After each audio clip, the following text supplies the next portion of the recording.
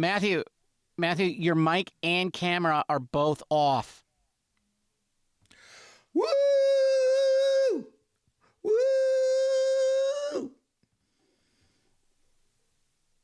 Woo!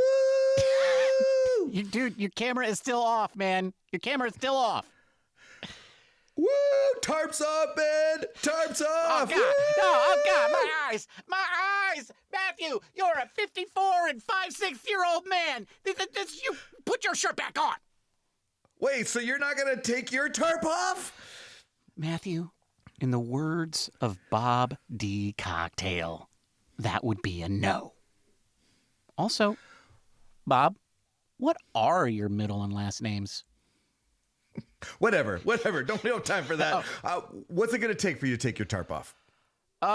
Money, Matthew. It would take money. Oh, how much money? Well, I was actually thinking a monthly fee. Like an only feet? No, Matthew. A Patreon account. A Patreon. Oh, do they allow that there? See, do they allow... Look, the fact that you are asking that question clearly indicates that you know how bad of an idea this is. Seriously, though, how much? $100? I'd do it for 20. Sold! Tarps off! Wait, Woo! what? Hit it, Bob! Woo!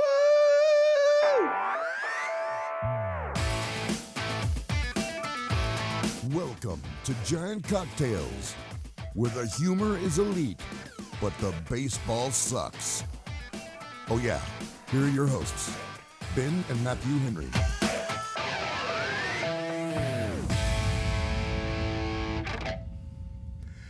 Welcome to episode 369, nice, of Giant Cocktails. Oh, man, you said that while you're not wearing a shirt. It's a little drafty in here. I'm a little distracted. Yeah, you know, Matthew, they make shirts that look like you're not wearing a shirt. That would have been a better idea, wouldn't it? I think you might want to consider one of those. Yeah.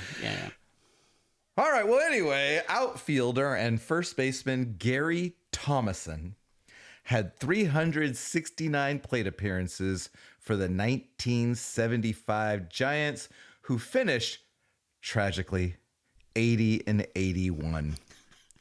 A rained-out game, Ben, prevented homeostasis that year. It was a very young lineup. 29-year-old Bobby Mercer was the oldest regular player in the lineup. Wow. And 21-year-old Johnny LeMaster and 19-year-old Jack Clark both played games that year. See, Buster, 19. He was 19 when he played. 19, Buster. I'm just saying we could have already had a year of the Eldritch Knight. Basically why this is in there, as I was going through, like, who is Gary Thomason? And then I was like, oh, what are the 1975 Giants? And then I started going and I was like, wait a minute, Jack Clark was 19? And he only played in 8 games that year, I will be fair. But he called him up after like a year plus in the minors. My favorite part on this, Matthew, though, is that the note about homeostasis, and you're like, sadly, tragically, they would have had to lose that rained out game to be at homeostasis. So that's like, you're saying tragically the Giants didn't lose another game that year. Well, at this point in my Giants fandom, it feels better to root for homeostasis than pretty much anything else. Okay. Well, because if they ain't winning at all, then I want homeostasis. Right. Because at least that's a realistic goal. Exactly, and it just feels right. Yeah, it's after 9 out of the last 10 years, Matthew. That'll do that to you. It will. Enough with the banter. Let's talk cocktails. Yes, Bob, let's talk cocktails. What are you drinking, Matthew? Bob, I'm drinking a cocktail called Lemon Basil Margarita. Not really hard to figure out what's in it, but I will tell you all about it at the end of the episode. What are you drinking, Ben? Well, thank you for asking, Bob. That's very kind of you. Bob, today I am drinking a cocktail that's almost gone, first of all, because it's so good. It's so good. And the name of this cocktail is What a Guy. Why is it called What a Guy? Well, I'll tell you, Bob. Because I have made a roster change in my family. 4 weeks ago-ish, I think I told a story about how I found a little raggedy 4-week-old kitten in the middle of the road after the truck in front of me literally drove over it. And then I drove over it and had to back up once I realized it was a living thing. Well, I nursed that cat back to health, and I sent him on his way. And Bob, the cat distribution system said, no, sir. And 3 weeks later, that cat has now made permanent residence in my house. I'm happy to announce that there is now one Guy Chapman living in my home. So yes, 15 years from now, folks, we will be dedicating a season to the dearly departed Guy Chapman. Hashtag do it for Guy. Do it for Guy. But not this year. We're still doing it for Wilson. That's right. Yeah. That's right. So anyway, that's why I'm drinking, Bob. I'm drinking What a Guy, and that's why it's called that. And also, the cocktail's really good. I'm going to get drunk. Looking forward to that. Anyway, today is Sunday, May 24th, as we record this podcast. The Giants did go 2-1. Ben has indeed emptied his It's cocktail. gone. It's empty. going to be a fun show. The Giants went 2-1 against the Chicago White Sox. Didn't get off to a good start, but then finished strong to up our record to 22-31. Only 9 games below 500 and 7 games below homeostasis. Matthew, if the Giants do that for 7 more series, they will have reached your goal of homeostasis.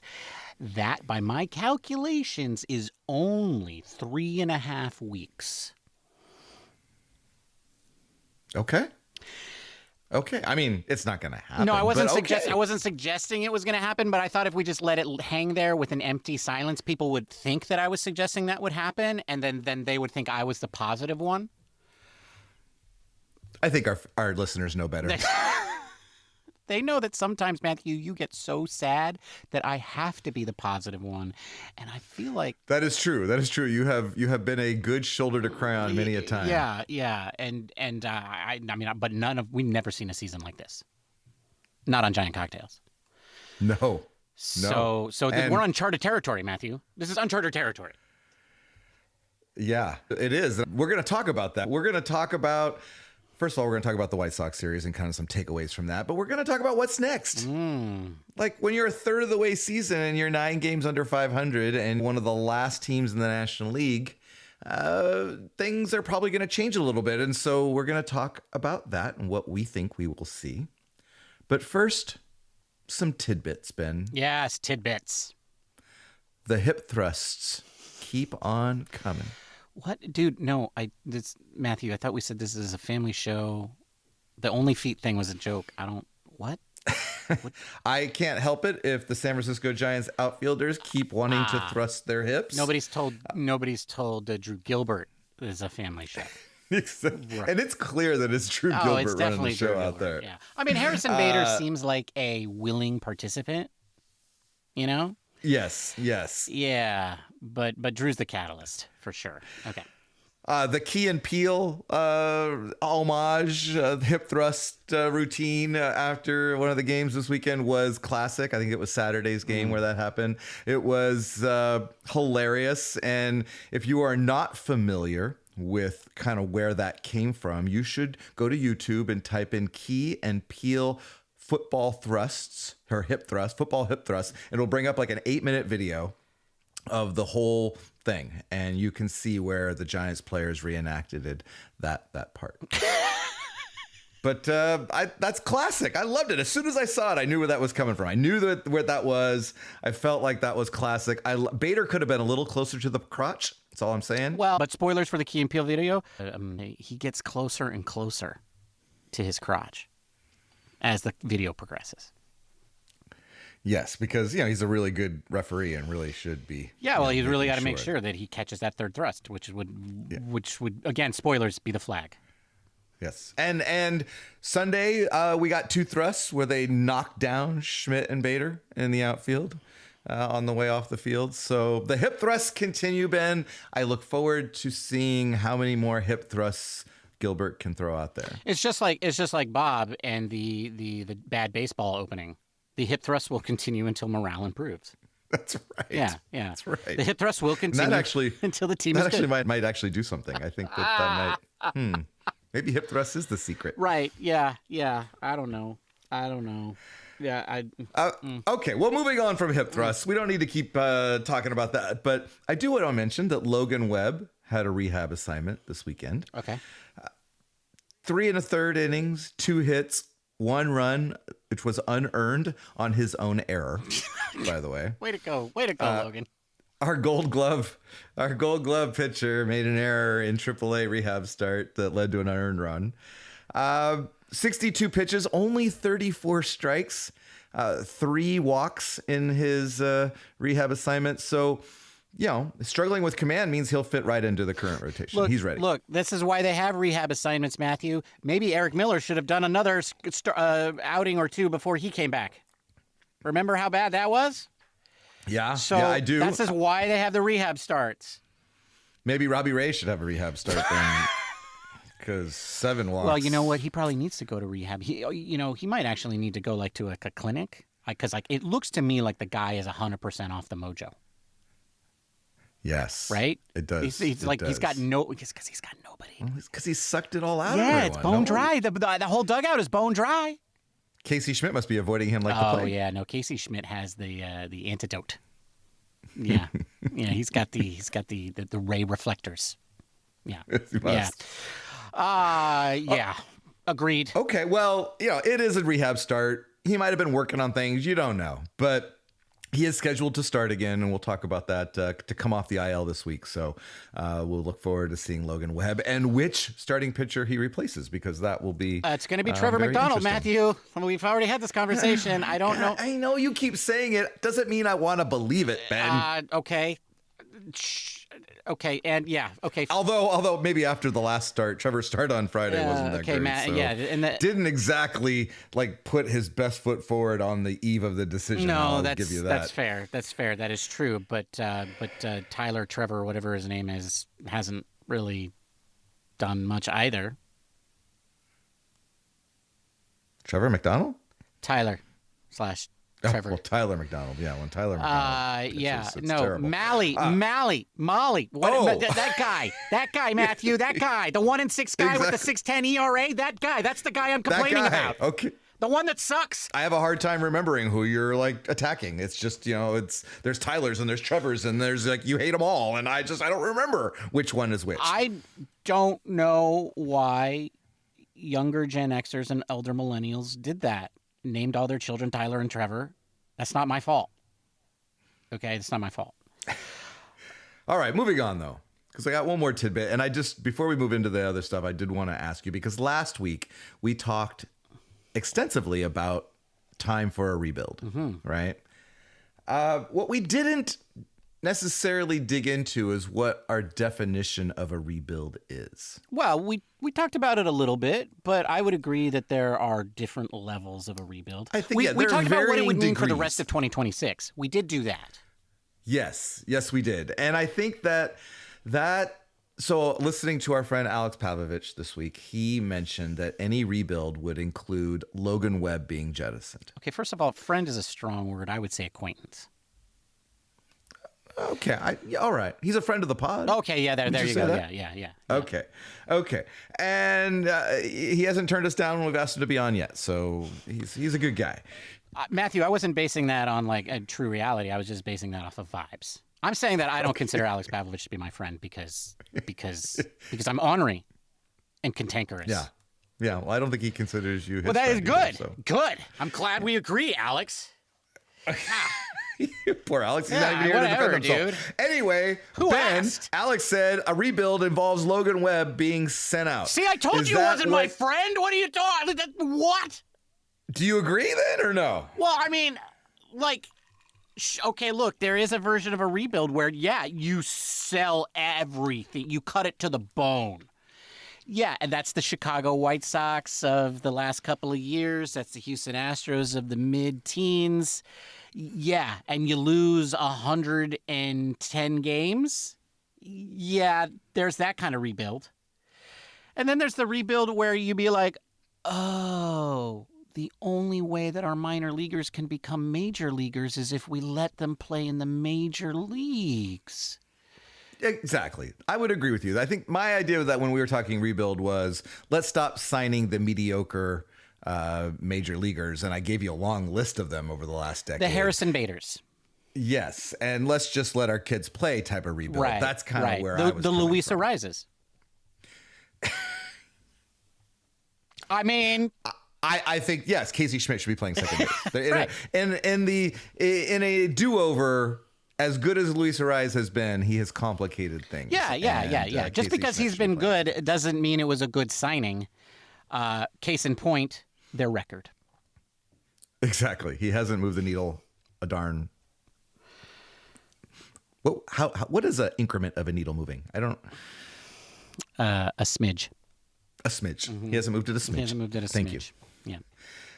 All right. Well, let's move on to the White Sox series. Ben, I did come away with one big takeaway. Okay. The key for the Giants to winning a game is simple. What's that? You just hit a grand slam. Well, you're not wrong, Matthew. I believe the Giants are 3-0 this year in games where they've hit a grand slam. Yes, they have. So I think I've uncovered it. We should just tell the Giants that's what they need hit to more do. grand slams. Yes, Matthew, there are two problems with that. Number one, you have to get guys on base. Number two, you have to hit home runs. Okay, those two things really are required in order for grand slams to happen, and the Giants aren't really good at either. The only thing they got going for them is usually Hector Borg. Because he's always like holding Hector guys. Borg will keep him on the Yeah, well, that's bases. why the He'll bases just- are always loaded. Yeah, just because can't get thrown out at home if you're standing on third, right? Like, yeah.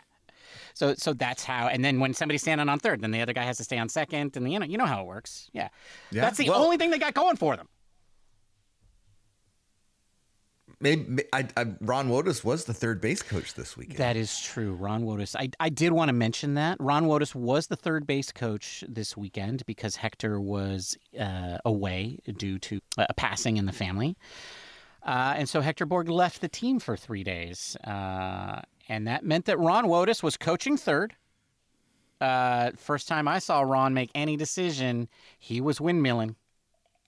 And, the shortstop got the ball, and then the shortstop threw it to the second baseman.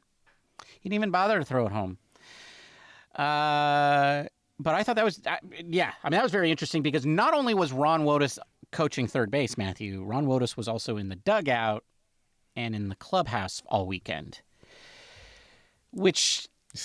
Spreading a little Wotus mojo? Is that what you're saying? I think there's a lot of things that could have been happening with Ron Wotus in there. Number one, just providing a different perspective, one with a lot of experience. A lot of experience. Like, this is a guy who was the bench coach for the San Francisco Giants for a long time.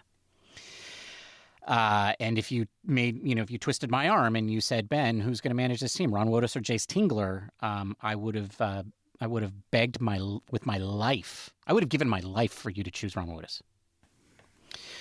Interesting. So and then also, Ron reports to Buster. He's going to hang out in the clubhouse for 3 days, and now he's going to go back and he's going to sit down with Buster.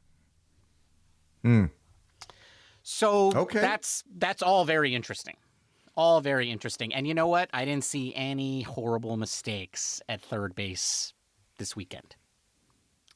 I thought it was interesting. I did watch a couple of times. One, first of all, he's really smooth on the foul balls hit his way. I mean, he made a really nice barehanded play and Matthew casually threw it into the stands. Have you seen that man's hair? Yeah. Yeah. Of course he's smooth with the foul balls. He's smooth. Yeah. The other thing was that there was a play at third base where the runner was around. I think it was Devers trying to go from first to third. Mm-hmm. And yeah, it was going to be close at third. And I could see Ron Wotus moving to the outfield side of third base and then telling him to get down. Like just his little subtle movements of like get down, but to the outside of the base because he saw where the ball was coming. Yeah. Just those kind of things I don't think Hector Borg could possibly have learned at his stage in his career. Yeah, I mean, I would agree. Like, I mean, experience means a lot, you know? And, but again, yes, a different person coaching third base was one thing, but I think also having Ron Wotus in the dugout in the clubhouse for the whole weekend, also a significant outcome. Yeah, that's interesting. I joke about his mojo, but I think there's something to be said about a winning vibe, right? Sure. A guy who's been around. But I will also point out, like, they could have put anybody out there. And typically that's what would have happened. Somebody already on the bench would have been out there, right? They wouldn't have called somebody down, but they did. They did. So interesting. Yeah, it is interesting. What's also interesting, Ben, is that we have maybe a little bit of a pattern starting to appear. Do you think it's a problem that our starting pitchers can't go 5 innings? No, it's fine. Have you heard about this reliever we got, Matthew? His name is Bo Rucky. Apparently, he's just the solution to everything, right? Just bring him in for a couple innings. Yeah, it's fine. It's fine. With starters don't need to go 4 1/3. 4 1/3, but only after they give up like 2 or 3 walks or a hit batter in the 5th. That's perfect. So way to go, Giants starters. What's really interesting is that the starters seem to do fairly well until they hit that 5th inning, and then it's just they hit a wall. I don't really understand it. I mean, it's got to be like kind of just some weird coincidence, but dang, be nice to get a starter through 5. It would be, especially when it's somebody like Robbie Ray, who is definitely going to be traded later this year and isn't doing much for his trade value right now. No, we're going to get like 2 Pepsi machines for him right now. If we're lucky. Lucky Bo Rucky. Oh, man. Yeah. So, for example, today, Matthew, do you know what Robbie Ray did? He walked a lot of players. Yeah, do you know how many? Besides giving up a leadoff home run, again, which I was late to see. Matthew, the game starts at 1:05. I got a life, man. You know, I'm rushing back, but I still got stuff to do, and I just missed the first batter. Are you telling me you leave the house on Sunday mornings? And you have to rush back? I had a 6.5 mile run to get in today.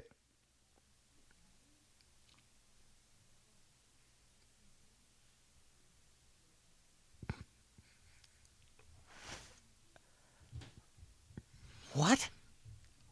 6.5 miles. I ran. That's your excuse? My excuse is I should have started it about half an hour earlier, but I didn't because I was like not really looking forward to running 6.5 miles. Oh, yeah. Yeah, I mean, also, Matthew, did you ever consider I'm not going to do that? Because I could. Oh, I've considered it. Oh, okay. I consider that every day, and every day I succeed. Good. Yeah. You're really good at it. Every day is a success. But anyway, I'll make the long story short, Matthew. While you were running 6.5 miles or whatever it was, Robbie Ray was walking 7 dudes. Robbie Ray was walking. You were running. Robbie Ray was walking. 7 dudes. That's got to have happened recently, though, right? I mean, it's not like a big thing. Okay, first of all, Matthew, it's a huge thing. Like it's a ridiculous thing. Like one of the weirdest, I think, no-hitters in all of baseball, the guy walked 8, and he pitched 9 innings. Okay? Okay, so it's not good. Yeah. Robbie Ray didn't finish 5, and he walked 7, but somehow got the... No, he didn't get the win, did he? He did not get the No, win. because the bullpen... Oh, because he didn't go 5. That's why. He didn't go 5. Yeah, because he didn't Exactly. go 5. No starter. Yeah. So, but anyway, no, Matthew, it hasn't happened since 2013. The Giants haven't walked... Giant starter hasn't walked 7 players since 2013. There's probably some scrub. Yeah, it was a guy by the name of it's got this like name that's like a mold. His last name's like a mold. Liniconium. Tim Lincecum? Oh yeah. Oh, that's right. Yes. Tim Lincecum. See, Matthew, Robbie Ray, just as good as Tim Lincecum. It should be very easy to trade him. Oh, man. Well, I think it should be because, you've got Tim Lincecum, who's got, what, twice as many Cy Youngs as Robbie Ray? That's true. He has 2 when Robbie Ray has 1.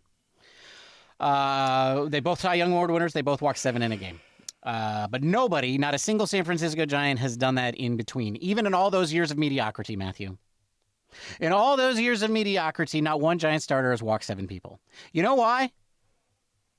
Because you usually don't last that long. Because a manager usually doesn't let that happen. Yeah. On the other hand, what is Tony Vitello to do? He's got Bo Rucky, I need to... What's he supposed to do? Bring Bo Rucky in the 4th inning? Like, that's what he's supposed to do? You mentioned Bo Rucky like he pitched every game. He only pitched the first game of this series. I'm just saying, like, he's always like, it just seems like anytime a Giants starter gets into trouble in the 5th, like Bo Rucky's on the bump in the bullpen. Like, I know that's not the case. It depends on the score. But it just feels that way. Yeah. But anyway, before we wrap this up, I do want to kind of talk about a little bit of the positives. I mean, the offense seems to have picked up considerably. Dating back to a week ago, last 7 games, the Giants have hit 9 home runs in the past week, which is one of the top home run producing teams in the league. 9? 9? That seems... Okay, well, then that would explain the Grand Slams. Yes, well, Bader hit them both. But yes, Bader has hit 4 home runs since returning from the IL. Bader hit 2 Grand Slams in the last week, but the Giants have had 3 Grand Slams, Matthew. Oh, that's right. Yes, because we had Rafael Devers. Yeah. You're right. Hit the opposite field. Remember Grand that guy? Slam. You forgive me if I forgot his I would forgive you. ability. I would forgive any San Francisco Giant for trying to forget Rafael Devers. I mean, I really want him to get better. I do, and I'm excited that he's starting to heat up. But it has been a Oh, tough, I am too. Doesn't mean we opening. can't be mad about it. That's right. Look, that's right. Look, I love my wife and I want to save our marriage. Doesn't mean I'm not mad at her for doing what she did. What did she do, Ben? She deleted my Minecraft game saves. She deleted your Minecraft games that you've saved? My saves. She deleted my Minecraft worlds, dude. Oh, I felt it right there a little bit. Mm-hmm. Yeah. Oh, I'm so sorry. Yeah. So you can edit that out if you want, but that doesn't mean that. So you know what I'm saying? You know what I'm saying? Like I do know what you're saying. So like that's the same with Rafi Devers. He deleted my Minecraft worlds, and I'm still pissed about it. Sure, like I'm glad you hit the Grand Slams, but that doesn't mean you didn't delete my Minecraft world. Rafi. Before we move on, one interesting tidbit though that came up in an article in The Athletic this week by Eno Saris. He had a list of players who have faced the hardest quote unquote stuff this year. And that's an actual like term. That's like a stat, like stuff. Yeah. Stuff. And which means like tough pitchers, right? And it means tough pitches. The number 1 player in baseball facing hardest stuff to hit has been Elliot Ramos. Okay, so he's the number 1 player in baseball? He's the number 1 unluckiest player in Oh, baseball. he's had the hardest at bats. He has had the hardest at bats. He has seen the ugliest, the nastiest pitches in the entire league. And then, but that wasn't it. There were like 20 names on this list. There were 2 other Giants in the top 10. Oof. Willie Adames and Matt Chapman also. Adames at number 7, Chapman at number 10 have seen the nastiest pitches in the league so far this year. So that gives me a little bit of hope that maybe some of their struggles have been like, you got to tip the cap to the actual pitchers that they're facing.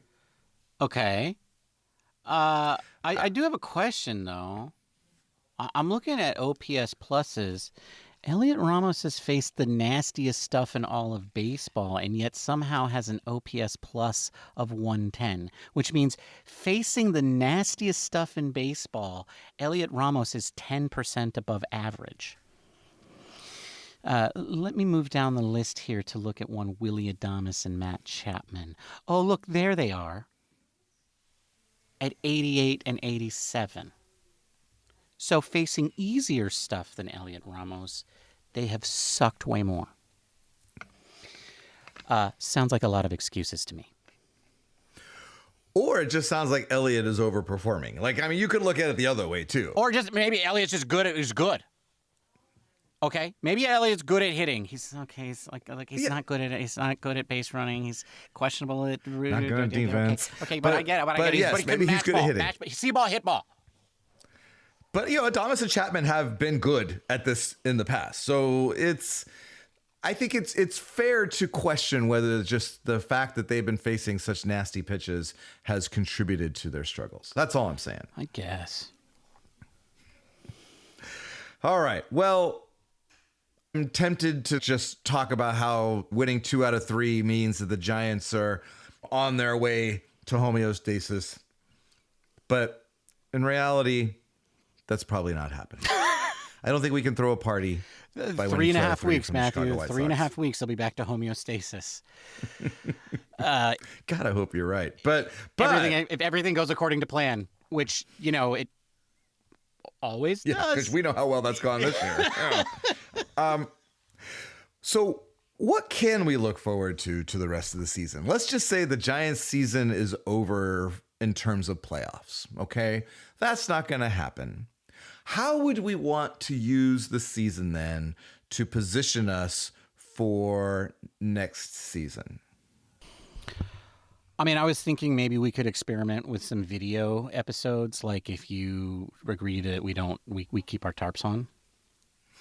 Well, I might agree with you because, man, my nipples are hard right now. It's so cold in here. What? What did you just say? What did you just Nook? What? Bob, Bob, the tarp's Bob, off, what man. do you have to beep over nipples? Bob? Anything? Don't look at me like, come on, Bob. Tell me you've got something. That would be a no. God, no, God.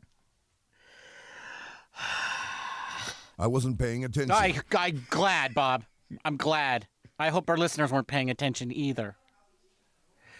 Matthew has his high beams on, apparently, Bob. It's a little too. It's cold. It's a little too. It's cold. It's a little too bright in I here. don't know why, the tarps off thing is such a great idea when it gets cold in San Francisco. All right. Well, okay. So anyway, I was saying that we maybe do some videos. Maybe I don't know. We branch out to do longer. Not us. I'm talking about the Giants. Oh, the Giants. Yeah, those guys. Okay. Yeah, I got some ideas. Okay. Well, I think some trades are probably in order, right? I mean. That's the good news. Buster is going to trade, unlike Farhan. Okay, Buster will trade. And, if the Giants are out of it, then they'll sell, right? Which they clearly will be out of it. So yeah, I think trades are a given. Trades are a given. Okay, well, then who's going? Robbie Ray. I think Robbie Ray is an obvious one. I think Luis Arraez is super obvious. Right? Yeah. Just the way the guy's hitting. He's having and the way he's defending. He's having the best season of his career. Literally. Luis Arraez is having the best season of his career as an all-around player. What team wouldn't want a guy like that? Right? I think he's definitely going to be traded.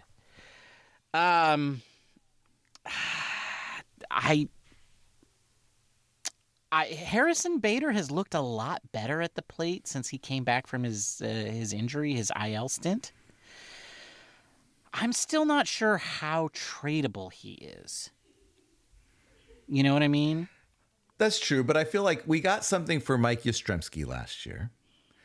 And I think that he's kind of that fourth outfielder kind of guy. Fourth outfielder, guy off the bench, late field defensive replacement. Yeah, so I think there's still value there. You're not going to get like a number one draft pick or anything, but you could still pick up something. You're not getting a number one draft that. pick for any of these dudes. No, to be clear, no. Yeah. Okay, yeah, no, I agree with that. I wonder, though. Well, I just can't wait till we trade Chapman, Adames, and Devers. I mean, that's going to really just... Yeah, about that, Matthew. But just trade them. Well, two of those guys can just say no. Did you know that? Did you know that two of those guys can just say no? Well, sure, but Buster could just convince them, right? I mean, just be like, hey, I hear Tampa is really beautiful this time of year, or you should really see Washington, D.C. in the fall. I mean, there's just things you could convince them to leave. Right. Well, you know what the usual thing that you convince guys to do stuff for you in baseball is, Matthew? What's you that? give them more money, and that's not going to happen in this case because they already have contracts. So no, the Giants are not the Giants. First of all, that would drastically reduce the teams that they could trade them to, right? Because they would have to agree that they want to go to that particular team. Number two, the Giants, regardless of who they trade them to, are going to have to eat a lot of their contracts.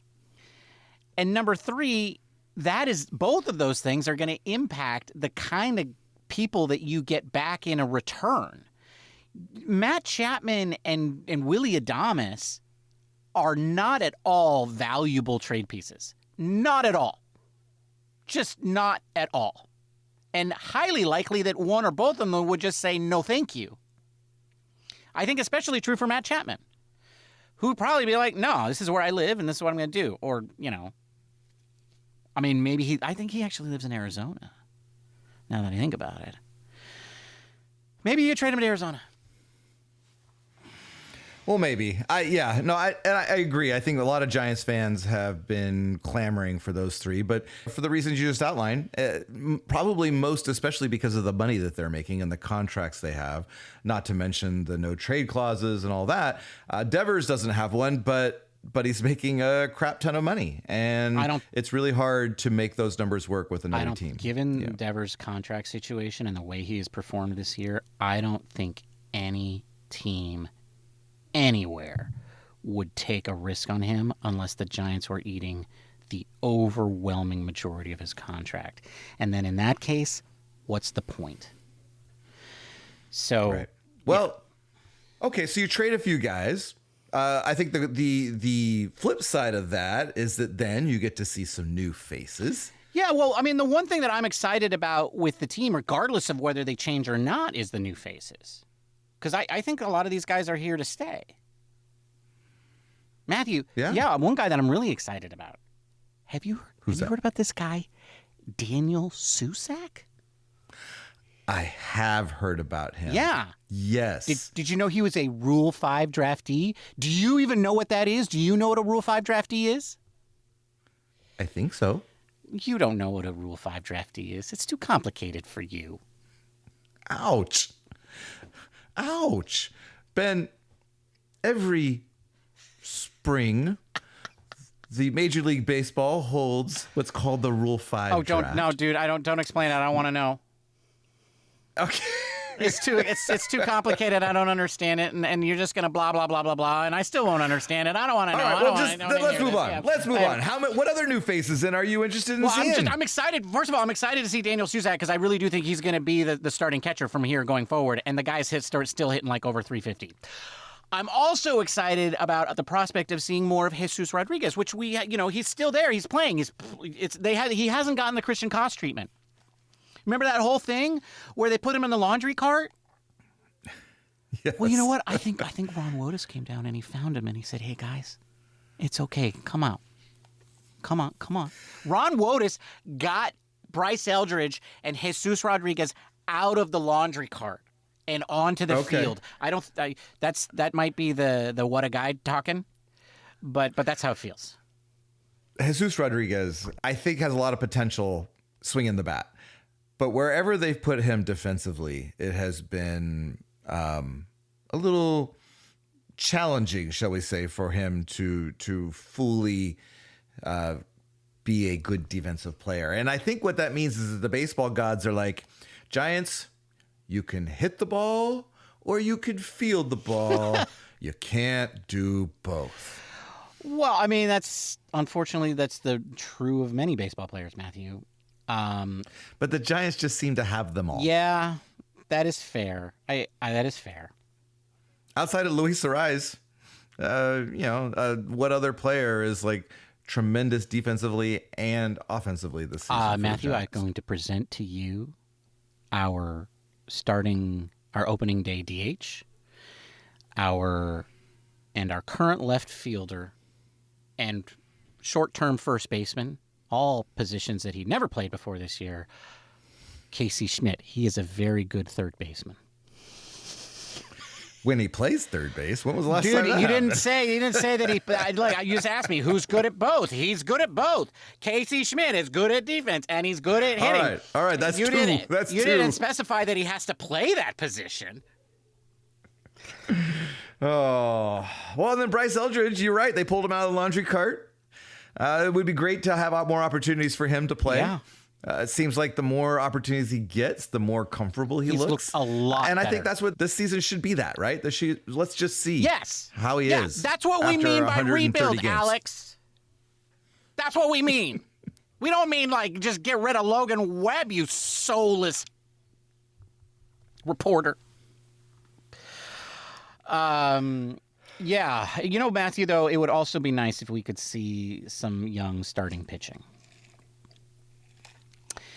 Right. Well, especially since the older starting pitching hasn't been necessarily good. I'd love to see the Carsons. Yeah. Or a Blade Tidwell. Let's bring them up and see what they can do. Now, I'm not expecting them to be like, number 1 or 2 starter, but maybe they'll end up being a serviceable 4-5, which, Malley and Hauser These Nuts have struggled with. So maybe we get a little bit more out of these young guys. Well, you might not see good performances out of any of these guys. And that's at least you would know. Well, but not only that, at least they'd be getting the experience. It takes time. Imagine this. Imagine Casey Schmidt had a full season of baseball under his wing already. Right? And you're like, oh, well, that's what the minor leagues are for. The minor leagues are not the major leagues. You do not see the same kind of baseball being played down there. You get better at the major league level when you're a young player. And, that's why you need to sometimes bring guys up here and let them suck up here. Because it will make them better next year. And that never happens for the Giants because they never let it happen. And I think we might get a chance to see some of that with guys like Bryce Eldridge and maybe a little bit of Jesus Rodriguez. We're certainly seeing it with Susac. I don't know why suddenly they're like, I don't know why a guy who got a Rule 5 draftee and was not in the Giants organization is suddenly anointed the starting catcher. But meanwhile, we're over here doling out playing time to our number 1 prospect. And our starting pitchers can't, we got guys like Molly and Hauser D's Nuts getting their starts. And, maybe, I guess to you guys it looked like a good team on paper, but now that it has proven not to be, I would like to see the Carsons and Blade Tidwell. Well, especially if the season is beyond postseason, beyond recovery, and yeah, I feel like let's let some of these young guys play. Let's see what we got. Let Buster and the front office see, and that way you have that information going forward. And Not that there's a lot of solutions other than waiting for these young guys that are doing very well in the low levels of the minor leagues to maybe, blossom and reach the majors in the next few years. But it could be a very painful next few years until that happens, because what are you going to do? You're not going to offer more money because you already got a ton tied up in 3 different players. And you're going to have to wait for some of these young guys to blossom. And maybe they do. Maybe you get a couple guys that are playing. Parks Harbor, who was a guy that was brought up in spring training this year, who's doing well in Double-A. There's guys that we have that let's see what they can do over the next couple of years, because I'm just tired of seeing the old retreads be rolled out there. I agree. And, I agree. I agree. All right. Well, this week, Ben, we finish up the homestand with the Arizona Diamondbacks again. And it didn't go well the last 3 times we played them. No, it didn't. It did not go well. But we're playing them at home. Currently, the Diamondbacks are 28-24. The probable starters are Landon Roop versus Merrill Kelly on Monday. Tyler Mahle versus Eduardo Rodriguez on Tuesday. And Logan Webb is the probable on Wednesday versus Michael Soroka. Ben, you and I will be at this game. Soroka. What? We're going to be at that game? We are. Oh, we're going to go to the game.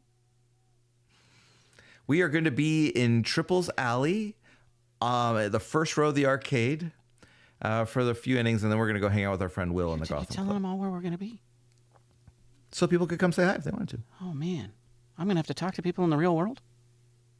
Yes, Will you buy me peanuts and Cracker Jacks? Yeah! Sure. I'm going to the baseball game. All right. Tarps off, baby. Tarps off. No, I'm keeping my tarp on. Keeping my tarp on. Man, those peanuts and Cracker Jacks got to be at least $20. Yeah, but you're buying them. I want $20 that I can choose to spend on whatever I want. Like more peanuts and Cracker Jacks. Fine. Isn't it time for the booze, boys? Yes, it is. What are you drinking, Matthew? Bob, I'm drinking a Basil Lemon Margarita. What's in it? Well, it's got 1.5 ounces of Blanco Tequila, 1 ounce of Cointreau, 1/2 ounce of lemon juice, 1/2 ounce of lime juice, and 5 to 6 basil leaves. You're gonna, and I will say this will be a little tart because the Cointreau is the only sweetener you got in there. If it's too tart, maybe a little bar spoonful of agave might make it a little bit more palatable. But I actually really like the tartness. It was very good. You're gonna shake all those ingredients with ice. Double strain it because you're gonna have lots of basil chunks floating around. So double strain it into a chilled rocks glass with fresh ice and garnish with a basil leaf and or a lemon slice. So that's what I'm drinking, Bob. A lemon basil margarita. That's a tasty cocktail. Yeah, I haven't done a margarita in a while, and I'm kind of like, I think I might get back on a little margarita kick. It was that good. What are you drinking, Ben? Well, thank you for asking, Bob. That's very kind of you, Bob. First of all, if that cocktail is too tart for you folks, you need to add more Cointreau. That's what you need to do. Bob, what am I drinking? Bob, I'm drinking a cocktail that I'm calling What a Guy, after my new pet, Guy Chapman. What's in a What a Guy? Well, it's a pretty simple cocktail. This is basically a whiskey sour with a twist. What you're going to do is you're going to take 1.5 ounces of bourbon, 3/4 ounce of lemon juice, 3/4 ounce of simple syrup. Change the ratios of those 2 ingredients to suit your palate.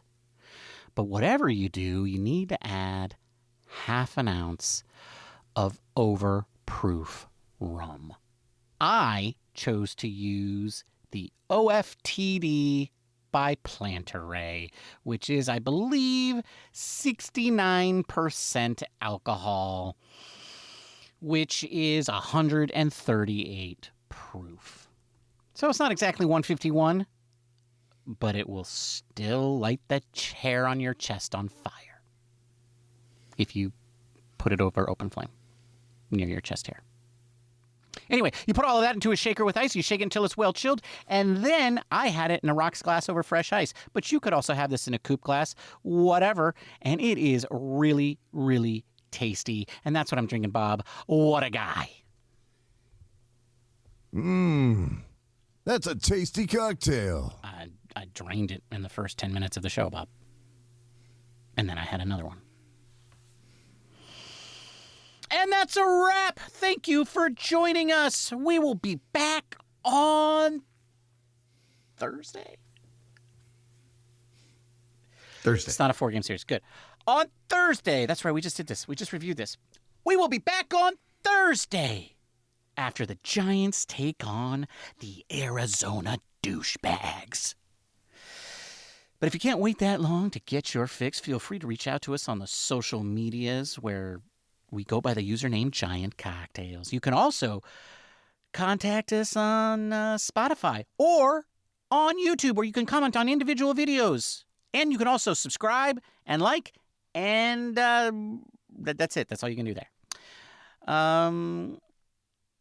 But most importantly, if you don't do anything, run over to your podcasting platform of choice like Apple Podcasts or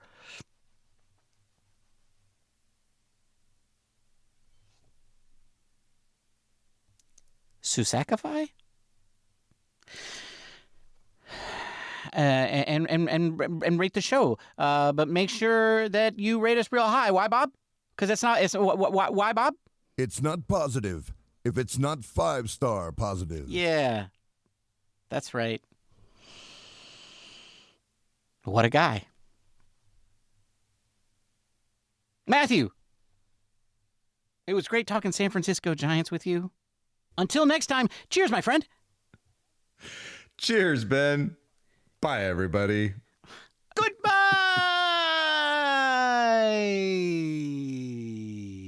I can't believe I got a kitten. Congratulations. You've survived another episode of Giant Cocktails. Until next time, here's mud in your eye. Are you drunk? Yes. That's what 139 proof will do That's for right. you. That's right. That's right. Hey, you know what? I didn't even make the connection. Episode 369, OFTD is 69%. Nice. And nice. Oh, nice. Ben, did you know that Otto Lopez is leading the majors in hits right now? What the F, dude? What the F? Okay, so how does this happen? And how do the Giants come so close to being the team that has these guys? What about that Weiner Wanamaker dude? Is he still good? Yeah, I have no idea if he's probably still not doing what he was doing at the beginning of the year. But it's exactly like what happened. But isn't that crazy? Like, so they purchased his contract. They basically traded for him for cash, the Blue Jays, in February of 2024. And then like a month and a half, along with the Joey Bart purge and all that, he gets waived. Mm-hmm. And then the Marlins pick him up. And the rest is history. He's like one of their best players now. Yeah. Yeah, I don't. But I think it's indicative where the Giants don't want to let younger players play. Right. They just don't. No, right. So other teams are like, hey, we'll let them play. And that's because that's the way the ownership group is. They like old dudes because they are old dudes. And ladies. Point is, they're old. Ageism. Subscribe now while you're still drunk. Okay. I think I'm already subscribed.